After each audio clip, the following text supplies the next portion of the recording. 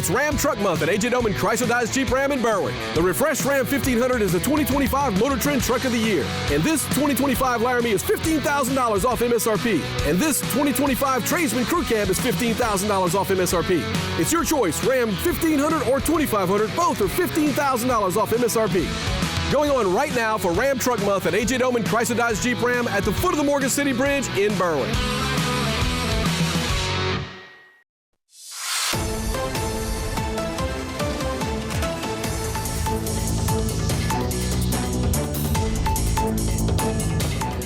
My name is Corey Brown, and I would like to introduce you guys to my mother, Margie Scobie, who is a pioneer in this area and the Tri-Parish area. She talks about Black history and history that resonates to our culture and beliefs, and as well as its existence. So, history is important, everybody. Please remember that, because without history, we wouldn't be here today, right? Can't know where you're going if you don't know where you're from. So, I would like, once again, to introduce you guys to my mom, Margie Scobie. I'm truly honored to stand before you today to celebrate a historic moment for the community, the official launching of Finding Our Root tour bus. I would like to extend my deepest gratitude to everyone who made this vision a reality, to the supporters, volunteers, partners, and community members. Your dedication and belief in preserving the history that brought this to life today. A special and heartfelt thanks, HTV, Martin Falls, thank you so much for being here. And last but not least, Explorer Houma. Sandra Corbett and her leadership is awesome. I want to thank her team, and most of all, I want to thank her board. Your generosity, support, and encouragement and commitment to this mission have played a tremendous role in making this project possible. We are deeply grateful for your partnership in preserving and sharing the rich history of our region. Also, I would like to take this moment to express my sincere gratitude to Finding Our Roots board members. Thank you all so much for your leadership, dedication, and unwavering commitment on how you all stand together and we stand as a group to make these things happen. Thank you so much. For the past 2 years, Finding Our Roots traveling exhibit have educated and inspired so many by preserving the rich history of the African Americans in Terrebonne, Lafourche, and St. Mary Parish. Today, in this moment, is another mission and a new level in which we travel. Finding Our Roots tour bus is more than just a transportation. It is a mobile experience that brings the history to life with family research opportunities, immersive virtual reality, and a journey through the plantation, crops, culture, and stories of our ancestors. We ensure that the voices continue to be heard.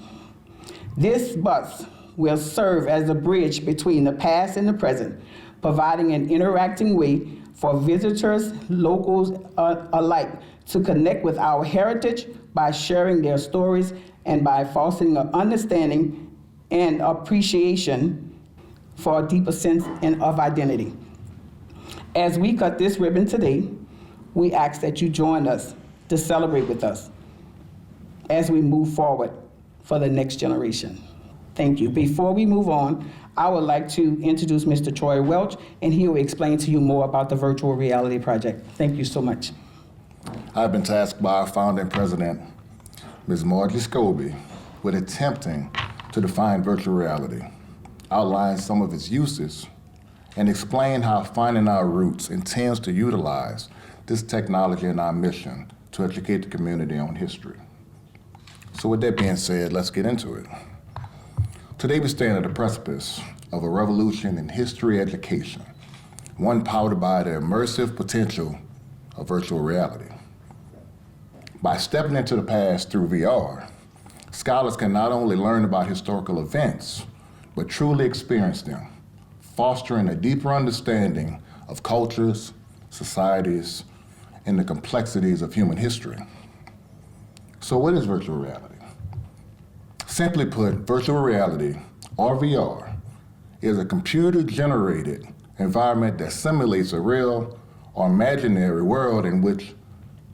in a way that allows users to interact with it as if they were actually there.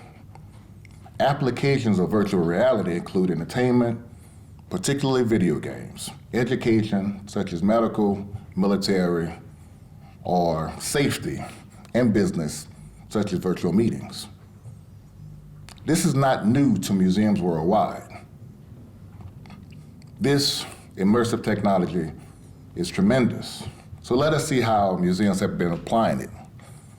The uses have been preserving cultural heritage, enhancing storytelling, providing access, promoting empathy, exploring famous exhibits, and studying art.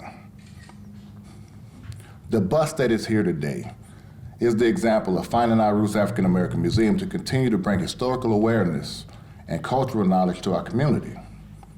With this new tool, we wish to promote an accurate historical experience to our patrons.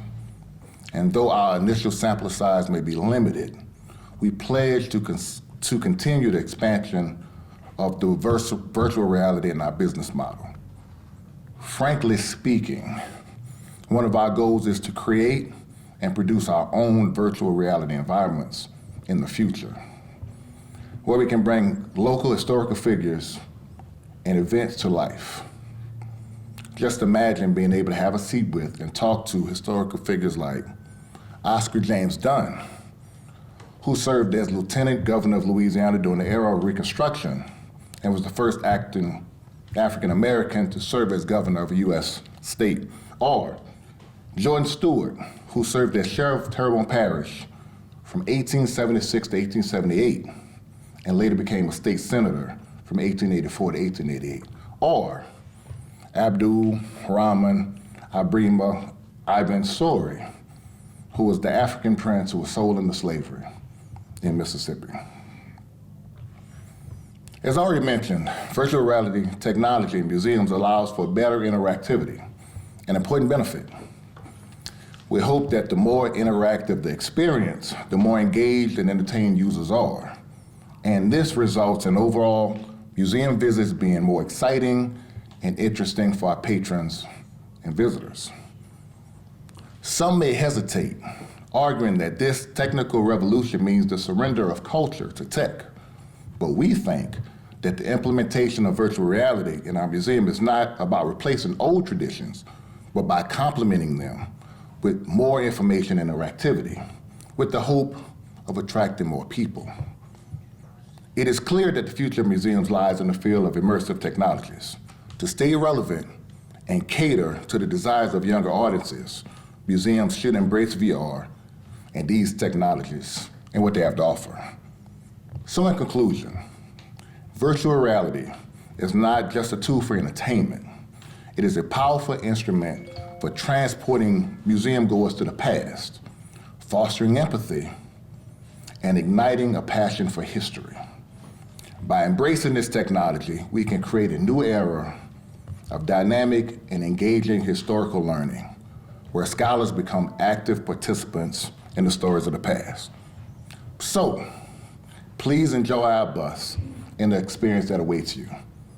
Thank you, as always, for supporting supporting Finding Our Roots African American Museum and for being here with us today.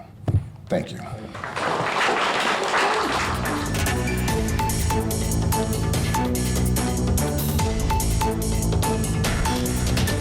Today's social media segment is brought to you by Terrebonne General Health System. Your health is our legacy. Rouse's, you're either local or you're not. Buick, the craft of modern luxury. St. Martin and Bork, know your rights.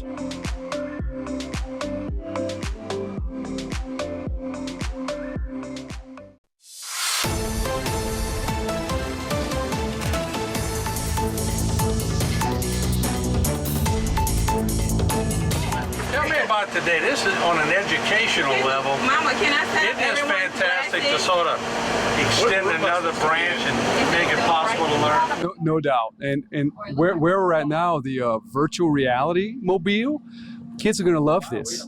It'll transport them to different times, different people, having interview access. Nothing like that in a textbook or from a classroom setting. This is going to be great for our kids. We hope all of our kids get to come here and really experience this whole exhibit. It's very well done. Miss Marjorie did a great job putting all this together, and her board and staff. So we're excited about this. And this is things as a superintendent that excites you, makes you look for different things because you're always looking for new things to teach. Yes, and this kind of environment, kids will remember. It sticks. It's not, like I said, like a textbook kind of lesson. It's hands-on, and getting out of the classroom sometimes is really a good thing. Go somewhere else, learn in a different space, and that's what this is going to provide. And this mobile, I'm sure we're going to be able to bring it to the school. They can go out in a parking lot. It's air-conditioned. It feels really nice. Get 10, 12, 15 kids at a time. Go through the VR program. Really good for kids, no doubt. Of course, we got the parish president back there, and he is into his virtual reality, and that's right up his alley. I'm gonna walk back there and talk to him. I might mess his game up. But let's see. So, Mr. Parish President, what are you watching right now? I'm watching history. And what I really love about this is virtual reality is an immersive experience. So it puts you there even though you're not physically there. But it makes the things that kids are working with today that is cool and hip and ties in, history to it. So it's just a different way to present the information so that you take something that kids love and now they're able to deal something with this. So why do you look so natural with those devices? Have you played something like that before? Once or twice before, but it really is. Again, there's just so much when you look at, physical investment in a property versus doing something virtually. You can have the combination of both to give the overall experience for each kind of person, the thing that each kind of person, no matter their age, can experience the way that means a lot to them. And I love this idea. I love anytime we can bring tech into something. I've said before, it bridges gaps, it tears down barriers. This is a great example. So this particular area is called Bayou. And Bayou was one of these guys that came in from South Carolina, and he introduced rice to the parish. Well, that didn't take off, and so afterwards they continued with the sugarcane. So sugarcane was king here. But this particular town, in reference to history, that was once a slave trade that happened, and 272 slaves came in from the Georgetown University. Beatty and Thibodeau, they were involved in that slave trade, and they actually brought the families here. That was an illegal sale because they had a law that stated you're not to sell any slaves for the sake of university. But they did. They actually sold 272 to save Georgetown University. So that's some of the things that we're going to talk about. Of course, we're going to talk about our crops, the plantations, other areas of interest such as cemeteries, because a lot of people like to locate cemeteries and find history. And also we're going to do research. So with that, when people get on, they'll get a experience for virtual. They'll also get a package to start their family research. And if they desire to have us to continue adding, clearly we'll do that as well. So that's the purpose of this bus, bringing people in, let them learn so much rich history about our parish. And we're so grateful to be able to do that. So thank you all for joining us on this tour. If anybody desires to get their family research, please let me know. And the one thing I would like to share, Parish President Jason Bergeron, you might want to look into your family, because I found a piece where one of your great-great-great-grandfather, he actually hit a gold mine. I do have that piece, and if you would like it, I would be more than happy to share it with you.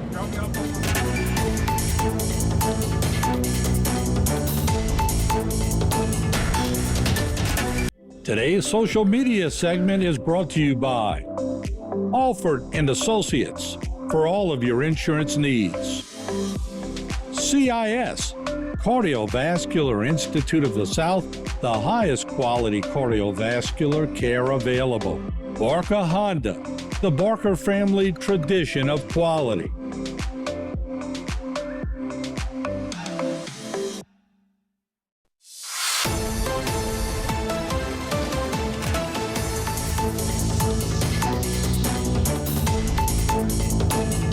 There's something interesting in this mobile unit by Finding Our Roots, and tell me what it is. Well, my uncle is a picture of him here as a high school student right before he went to Vietnam. It's from Sumter Williams High, but he left there and went straight to Vietnam, and he was awarded multiple Purple Hearts. He was blown up on a platoon and survived. He did so much in Vietnam, but when he came home, the civil rights movement was going on, and he joined the Black Panther Party, and he was over the guerrilla warfare and infantry. Everything he learned in Vietnam, he taught to the Panthers. Mr. Charles, that was your brother. Yeah, Elmer Geronimo Pratt. Elmer Gerard Pratt. Right. He's named after St. Gerard. That's a lot of history, isn't it? Yeah, he's Catholic, Yeah. Right. And where are y'all from? Morgan City, Louisiana. All right. Yeah, St. Mary Parish. Yeah. And you went to school in Morgan City? Yes. Morgan City High? Yes. All right. Yeah, a lot of famous things happened in Morgan City. The first Tarzan movie was in St. Mary Parish or around there. But tell me about your brother. What does it mean to have that? Okay. MCCHS. Okay. Morgan City Colored High School. Yeah. Yeah. Geronimo. About him, he was all over the place. Top secret clearance. He worked for the RAND Corporation. He had a top secret clearance. But a lot of people around here would never know that, right? If not, if y'all didn't tell me today, I've been in TV for 40 years, I wouldn't have known. So this is educational for everybody, but it takes these type of units and it takes these type of educational facility sometimes to get the word out. Exactly, because for 27 years he was in prison. When he first went into prison, Johnny Cochran was his attorney, and he told me he studied law. He said, I studied the law, and Johnny Cochran got him out after 27 years. He was on J. Edgar Hoover's COINTELPRO Most Wanted list. So he was a victim of COINTELPRO. And there was an informant who gave false testimony that he committed a murder, and for 27 years, 8 years in solitary confinement. He held his innocence, and upon him coming home, he was awarded like $4.3 million, and he came home to Morgan City back around like 96, 97, and it was a dream come true for our family, the community, and he even extended his work into Tanzania. He built the Shamba by the Kilimanjaro, and he brought containers of water there. He had an orphanage, and so he spread his wealth, helping his family and people that were less fortunate, because that's what the Black Panthers did. They were about community. They were about just taking care of their own, and he was punished for it, but he made it out. So I'm so proud that he's my uncle. He was an altar boy in the Catholic Church. And God, man, he did so much all of a sudden after all these years. It's all shooting through all kinds of different parts of my head right now. But my baby brother, Elmer Gerard Pratt, Geronimo was the shortcut name that they gave him. And in Morgan City, St. Mary Parish, I mean, he was a local hero and everything else, if you will, But on a national basis, international basis also, with the RAND Corporation, Research and Development. Yeah, that's an incredible story. I never would have known if I wouldn't have run into y'all today. So thank y'all for sharing a little time. And what a day, what a great mobile home, a lot of history. I just learned about Geronimo from Morgan City, and never realized he was from Morgan City, but isn't this much needed in the community? I think I just was in a conversation in my goings about government, and I found that we've actually had conversation before. It's only a simple conversation to find out what someone is doing on the other side. We actually had the virtual reality bus that Ms. Scobie is actually presenting. But just like that, we want to find out what's happening in Germany, what's happening in Russia. We got people that's right here. We don't actually venture off to see what the culture is all about. Geronimo Pratt was on J. Edgar Hoover's Most Wanted list. We have Cleveland Williams. We have Miss Sadie George. We have a number of people that's over here. But then for us to be educated and be fully educated, you can't be educated on one side of the fence. You know what I mean? We have a lot of immigrants that come here, and just because they don't speak English, you know, and they think they're not intelligent. And a lot of people don't think that, you know what I mean, just because we don't look like each other, the other side is not intelligent or this, that, and the other. This is an example of people coming in and really studying history. And that history is right here in Terrebonne Parish. And we actually are elated so to a point where the job that Ms. Scobie does with this Finding Our Roots Museum, it's a must-see and should not pass up deal that we have in Terrebonne Parish. Yeah, right behind Dwayne, our cameraman, is the Reconstruction period, and people just have to learn that because there's a lot of history in that too. Yeah, yes it is, you know what I mean. Of course, you know what I mean, over the years, Ms. Scobie has traveled with her units throughout Terrebonne Parish, have an opportunity to go to other parishes, and it's not just here in Terrebonne Parish, you know what I mean. She can learn, you can come to this particular bus that you have right here, and we're looking forward to having a museum, a structured museum, where we can actually look at how the plight comes from Africa to the Caribbean, from the Caribbean to Americas and stuff like that. And with that, it goes along with the story of so many people and so many families. We're going to find out how me and you became friends. Well, we're going to come out the fact that, you know, man, because you've been blessed by having a good heart, and I have a good heart. It was only the will of God that we actually put ourselves in this position and allow what I believe in is for the people of Terrebonne Parish to educate themselves. We can't go down the road without knowing what our past was, because we can actually make better ways for our future.